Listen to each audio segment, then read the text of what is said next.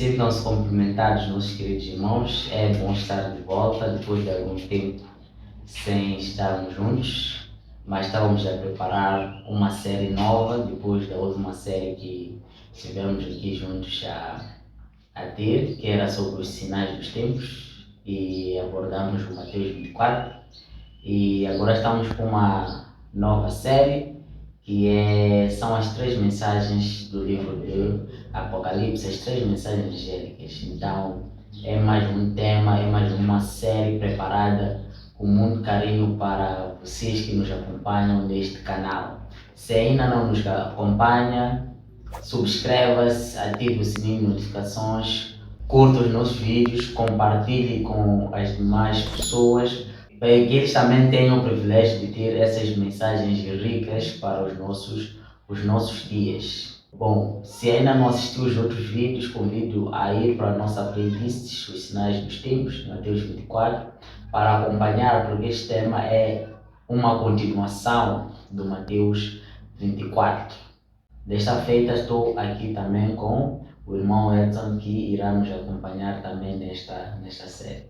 Bom, quero saudar a todos e desejar boas-vindas mais uma vez aqui à nossa série de estudos, e gostaria que nós pudéssemos juntos entender o livro do Apocalipse, capítulo 14, que fala das três mensagens angélicas. Então somos todos convidados a participar e que Deus nos acompanhe. Muito bem. Nós vemos que no mundo cristão há uma dificuldade em perceber o livro do Apocalipse.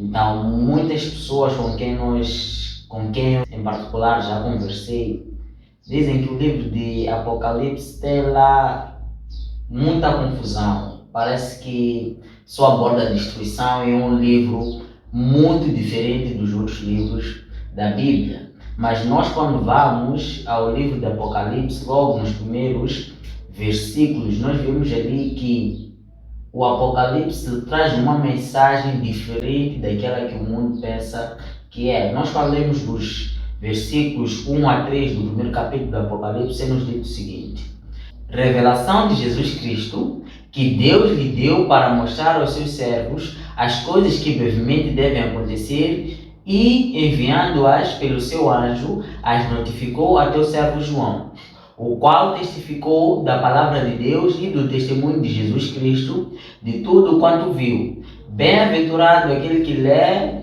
e bem-aventurados os que ouvem as palavras dessa profecia e guardam as coisas que nelas estão escritas, porque o tempo está próximo.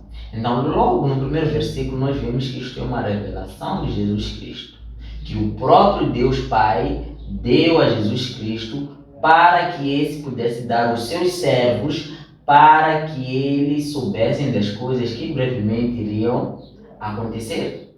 Então, nós vemos aqui que o livro do Apocalipse não é um livro que aborda de destruição, mas sim é uma revelação do próprio Jesus Cristo. Exatamente, até porque quando nós vamos à própria etimologia da palavra Apocalipse, vamos ver que ela surge do grego apocalipsis, que quer dizer de fato o que está desvendado, o que está revelado. E é importante dizer que é uma revelação especial, é Jesus Cristo trazendo-nos aquilo que é a mensagem para o tempo do fim. Então, se nós quisermos entender os eventos que vão ocorrer no tempo do fim, o melhor livro para podermos estudar é o livro do Apocalipse. E realmente, conforme o irmão aqui já dizia, há muitos que não compreendem essencialmente o que é o livro do Apocalipse. Alguns adotaram essa palavra Apocalipse como se fosse as catástrofes que vão acontecer no tempo do fim. É claro que no livro do Apocalipse encontramos eventos de fato que vão acontecer aqui na Terra, mas essencialmente é uma forma de preparo que Deus encaminhou através do seu anjo para as igrejas. Essas igrejas também são símbolo daquilo que é a dispensação cristã ao longo de todo o período da igreja primitiva. Então é muito importante que nós possamos receber este livro não como um livro fechado, mas como um livro revelado. E também adicionar dizendo que o livro do Apocalipse, na verdade, dá continuidade do livro de Daniel. Nós vimos em Daniel capítulo 12, versos 9, que nos é dito que as coisas das quais foram ditas em visão a Daniel estão reveladas para o tempo do fim. Então, isto é muito importante para nós entendermos que nós estamos apenas a dar continuidade, ou seja, o livro do Apocalipse dá continuidade daquilo que o livro de Daniel, que Deus mostrou a Daniel. E isto é algo muito importante para nós. Então, se quisermos de fato ser felizes, conforme diz o verso 3, e abençoados, devemos ler o livro de Apocalipse, devemos discernir as mensagens que Deus ali apresenta, porque o tempo se aproxima, e o tempo que é referido aqui é o tempo da segunda vinda do nosso Senhor Jesus Cristo. Muito bem. Muitos de nós, ou muitas pessoas, elas têm visto o Apocalipse como um livro perturbador. Então nós vemos que há muitos símbolos. Não é diferente do que Jesus fazia quando estava na Terra, porque ele falava em parábolas. Nós, quando vamos ao livro de Marcos, no capítulo 4, nós vemos que Jesus, no versículo 11 do capítulo 4 do livro de Marcos, explica aos seus discípulos que para eles foram revelados para algumas pessoas os mistérios do reino do céu, mas para os outros que são de fora não. Ou seja, Jesus falava em parábolas para aqueles que eram espias, que queriam incriminar Jesus quanto a alguma coisa que ele ia falar, não percebessem do que Jesus estava a falar. Mas os verdadeiros discípulos de Jesus, depois de Jesus falar de uma parábola, eles iam para lá e perguntavam a Jesus: Mestre, o que realmente esta parábola quer dizer? E assim Jesus explicava. Não é diferente do livro do Apocalipse. Todo aquele que é um verdadeiro seguidor de Jesus Cristo lê o livro de Apocalipse, mas não fica feliz por uma leitura superficial. Ele aprofunda-se e descobrimos que 80% do livro de Apocalipse é escrito com base no Antigo Testamento, ou seja, leva símbolos do Antigo Testamento e uma pequena percentagem também leva símbolos dos outros livros do Novo Testamento. Então, o livro de Apocalipse podemos dizer que é um desfecho da Bíblia toda. Então, aquele que realmente é um servo de Deus, ele estuda este livro de Apocalipse a fim de descobrir a revelação de Jesus Cristo. E é muito importante este ponto que o irmão aqui acaba de realçar, que na verdade a Bíblia toda ela é um livro que tem relação desde o início até o fim. Nós não podemos fazer separação da Bíblia, considerar o livro do Apocalipse como se fosse um livro separado dos demais. Há alguns que gostam de se apegar, por exemplo, aos escritos de Paulo, mas deixam, por exemplo, os escritos do Antigo Testamento. Há outros que se apegam a outros escritos na Bíblia. Nós não podemos fazer o buffet.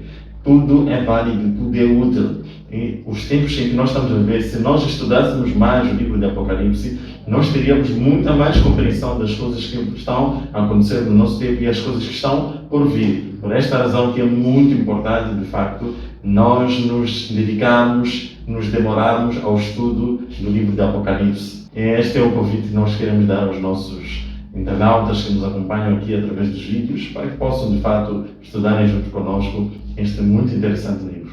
Isso é verdade. E olha só, logo no versículo 3 é dito que são bem-aventurados aqueles que leem, que ouvem e que guardam as coisas que estão escritas nesse livro. Então esse livro é um livro de bem-aventuranças para nós. Então é um livro que nós devemos estudar. Dito isto, nós lançamos bases para que possamos estudar o livro de Apocalipse. Ou seja, nós vimos que o livro de Apocalipse é uma revelação e não um livro fechado. E ele foi escrito para nós. Então nós vamos agora para o tema central, que são as 3 mensagens angélicas que encontramos no livro de Apocalipse 14, dos versículos 6 até os versículos 12. E a primeira mensagem diz o seguinte: E vi outro anjo voando pelo meio do céu, e tinha o evangelho eterno para proclamar aos que habitam sobre a terra e a toda nação, e tribo, e língua, e povo, dizendo com grande voz: Temei a Deus e dai-lhe glória, porque é chegada a hora do seu juízo. E adorai aquele que fez o céu, e a terra, e o mar, e as fontes das águas. Então nós aqui temos a primeira mensagem angélica. Então nós vemos aqui de onde é roubado este título. Primeira mensagem angélica, porque nós vimos que é um anjo que traz esta mensagem. Vamos para a segunda mensagem. O segundo anjo o seguiu dizendo: Caiu a grande Babilônia, que a todas as nações deu a beber do vinho da ira da sua prostituição. Então, depois do primeiro anjo, segue um segundo anjo com esta mensagem.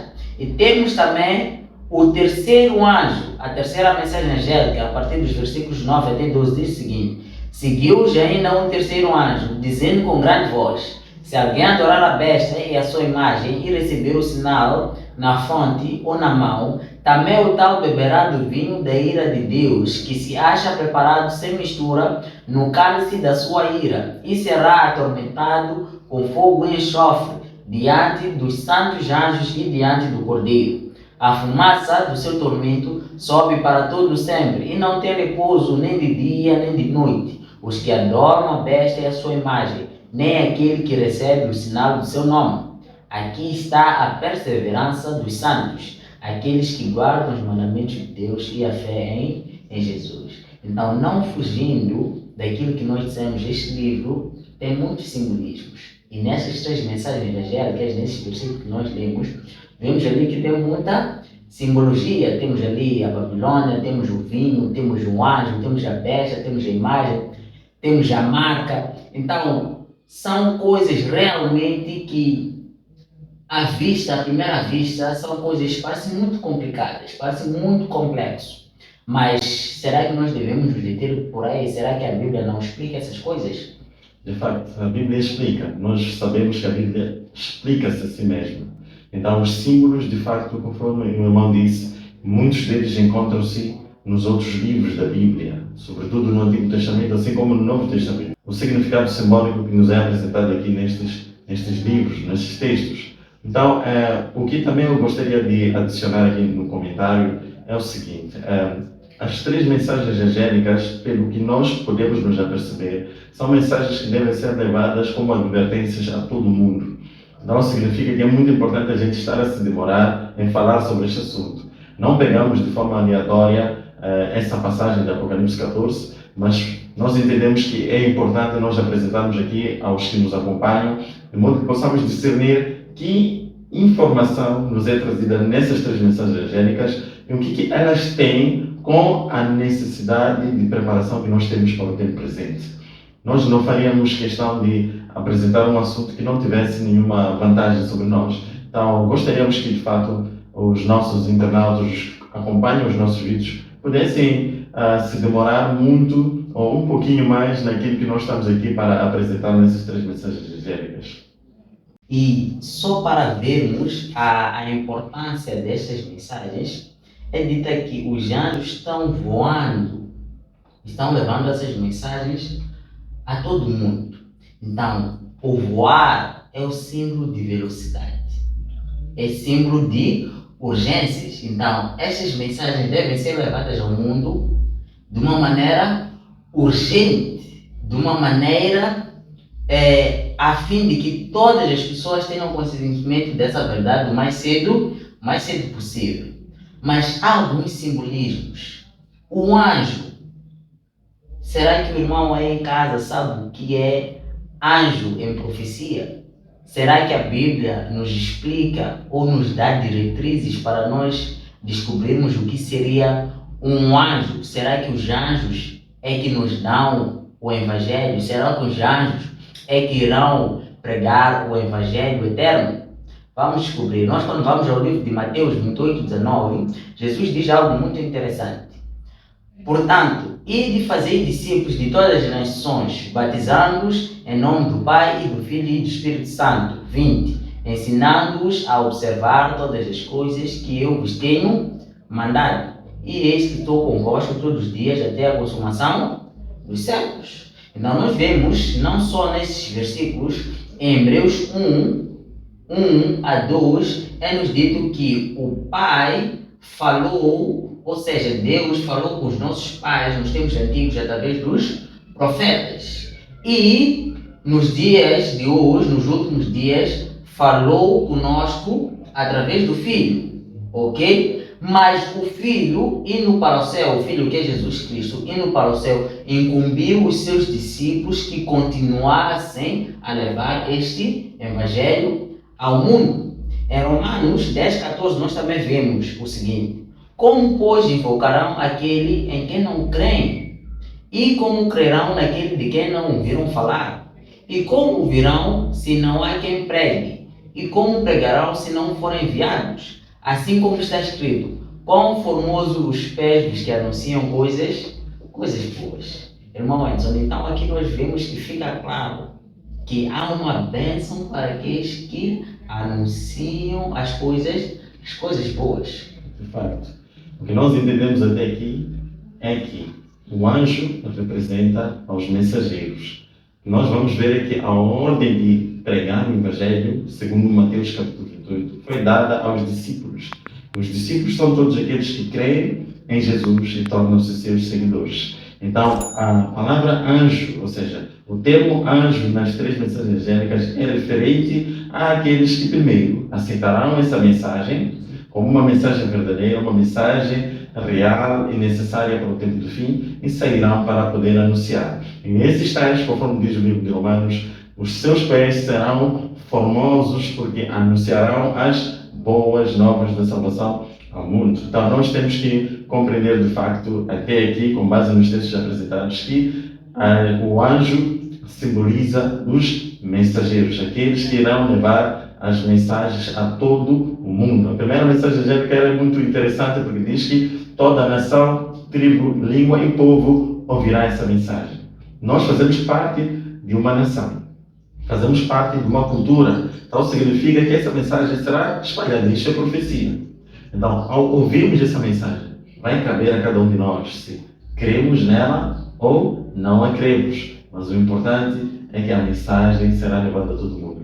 E a nossa tarefa aqui, eu e o irmão Emerson, fazemos chegar a mensagem a ti que estás a acompanhar aqui este estudo, este vídeo.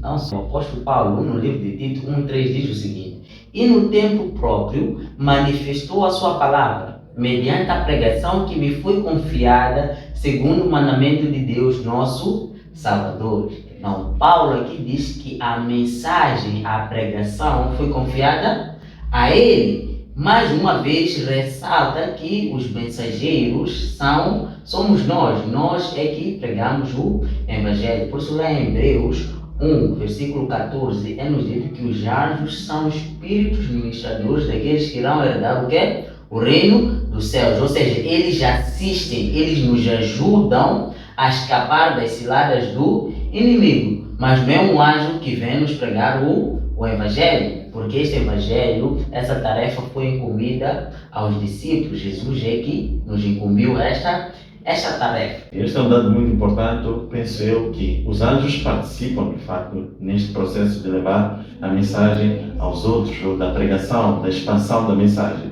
Mas não são eles que, em primeira mão, executam esta tarefa. Existem pessoas que são os ministros, que são homens que irão pregar, mas os anjos estão lá para poder ajudar. Isso é muito importante porque nós entendemos que o anjo do Senhor acampa ao redor daqueles que o amam e o temem. Então isso é importante porque sabemos que estamos num mundo em que existem agentes de trevas que irão impedir o alastrar-se dessa mensagem. Mas estão lá os anjos de Deus para poderem ajudar os seus ministros a levarem as boas novas da salvação ao mundo. Não só, Jesus quando está veio para o céu diz que os discípulos iriam receber o poder, que é o Espírito Santo, e eles seriam as suas testemunhas. Então, os anjos não podem pregar o Evangelho porque não têm como ser testemunhas de Jesus Cristo. Testemunha é aquele que vê, aquele que está presente, aquele que tem algo relacionado com os eventos que pode ter autoridade para testemunhar. Então, Deus usa esses próprios seres humanos que foram remidos do pecado para levar os outros também ao arrependimento. Então, nós é que somos os mensageiros. Temos também Babilônia. Nós sabemos que Babilônia foi uma cidade que existiu no passado. Mas na altura que o apóstolo João escreveu o livro do Apocalipse, Babilônia já não existia, como nós bem sabemos, e ainda hoje não existe. E o que quer dizer Babilônia nas três mensagens angélicas? Nós vamos descobrir aqui. Em Apocalipse 18:2 é nos dito: e ele clamou com voz forte, dizendo: caiu a grande Babilônia, e se tornou morada de demônios e guarita de todo espírito imundo, e guarda de toda ave imunda e detestável. O que nós podemos tirar com este versículo aqui do Apocalipse? Bom, com este versículo nós percebemos que Babilônia significa confusão de religião, ou confusão religiosa, onde na verdade é uma entidade que aceita tudo quanto é religião para poder estabelecer uma religião universal. Então, isto é que é Babilônia. Existiram duas Babilônias no passado. A primeira Babilônia foi erguida na Torre de Babel e a segunda Babilônia foi erguida por Nabucodonosor. Mas existirá no tempo do fim uma terceira Babilônia, que na verdade é uma Babilônia espiritual, que na verdade já existe, porque existe por aí uma entidade que se julga ser uma entidade religiosa que quer unir todas as religiões numa única só. Então, aí nos deixa bem claro o significado desta questão Babilônia, confusão religiosa. E não só, ela diz o seguinte: porque todas as nações têm bebido do vinho da ira da sua prostituição, e os reis da terra se prostituíram com ela, e os mercadores da terra se enriqueceram com a abundância de suas delícias. Então nós vemos que aqui esta é uma entidade universal, porque os reis da terra e os mercadores da terra se enriqueceram com a abundância das suas delícias. Então nós vemos que aqui ela alberga todo mundo. E nós temos um vislumbre do que aconteceu em Babilônia. Em Babilônia tinham muitos deuses. Então a Babilônia não rejeitava nenhum deus. Eles agregavam os deuses das nações que eles subjugavam na lista dos seus próprios deuses. Então os que iam a Babilônia como cativos não eram proibidos de adorar aos seus deuses, mas os babilônios aceitavam os seus deuses ou os deuses dessas outras nações na lista dos seus deuses, causando isso uma grande confusão religiosa. Isso chama-se politeísmo, quando há aceitação de vários deuses, quando a pessoa adora vários deuses, é um politeísta. Então é um sistema que de fato agrega a adoração de vários deuses. Muito importante também é dizer que ela se une com os reis da terra. Nós bem sabemos que os reis da terra apenas têm um poder secular. Então significa que ela renuncia aos seus princípios, às suas doutrinas, para poder se juntar aos seus reis. Então ela é apóstata. Por isso Babilônia também quer dizer apostasia. E não só, nós vemos que esse nome Babilônia vem de Babel, a Torre de Babel. E nós vimos que lá, o que levou Nimrod a querer construir a Torre de Babel? Ele não confiou na palavra de Deus, ou seja, ele virou as costas ao Deus. Então, esta Babilônia é uma entidade que quer construir algo universal, mas que o centro não é o Deus criador da terra e do céu. Por isso é que Deus, quando os habitantes lá estavam a construir a Torre de Babel, Deus fez cair confusão sobre as línguas. Então, Babilônia, desde o início, sempre foi simbolismo de confusão e negação do verdadeiro Deus. Posto mesmo lá, quando o povo de Israel estava em Babilônia, quando Daniel interpretou o sonho do rei Nabucodonosor sobre a estátua, o rei Nabucodonosor negou a interpretação e construiu uma estátua toda de ouro para negar aquilo que Deus tinha dito. Então vimos que esta é uma entidade realmente apóstata. Eu acredito que teremos que ter uma oportunidade para podermos falar com mais detalhes sobre esta parte, né, que fala sobre a segunda mensagem angélica. Porque já é interessante só a introdução que o irmão aqui apresentou. Temos aqui também besta. O que é besta? Nós vamos ao livro de Daniel 7:23, nós lemos o seguinte: assim me disse ele, o quarto animal será um quarto reino na terra, o qual será diferente de todos os reinos, devorará toda a terra e a pisará aos pés e a fará em pedaços. Então nós temos aqui, vemos que besta, podemos dizer que é um animal. Todo animal é uma besta. Então, besta simboliza reino, governo ou poder, segundo o que a própria Bíblia está a dizer. De facto, nós sabemos que o nosso mundo é constituído de vários reinos. Reinos, hoje em dia, poderíamos classificá-los como países. Na verdade, quando se fala de besta, pode-se estar a referir a um país, uma nação que tem uma certa soberania constitucional e tudo mais. Então, assim, a gente vê claramente que quando se fala da besta, na Bíblia, está-se falar de uma certa nação que contém ou que possui um poder secular, um poder político.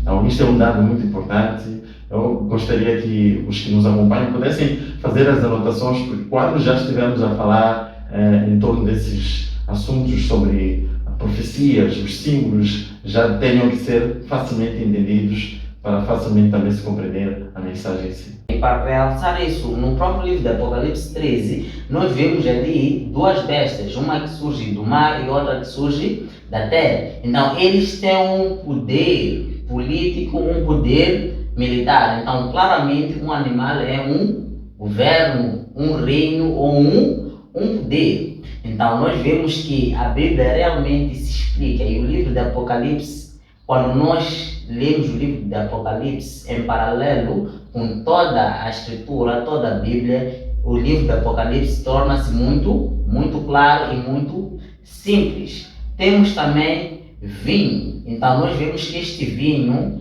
é da Babilônia. O que seria o vinho da Babilônia? Nós, quando vamos voltar a ler o livro de Apocalipse 18, 2, diz o seguinte: ele clamou com voz forte, dizendo: caiu a grande Babilônia e se tornou morada de demônios, e guarita de todo espírito imundo, e guarita de toda ave imunda e detestável. Porque todas as nações têm bebido do vinho da ira da sua prostituição, e os reis da terra se prostituíram com ela, e os mercadores da terra se enriqueceram com a sua abundância e suas delícias. Quando nós olhamos essencialmente para o vinho, nós bem sabemos que o vinho tem a capacidade de embriagar.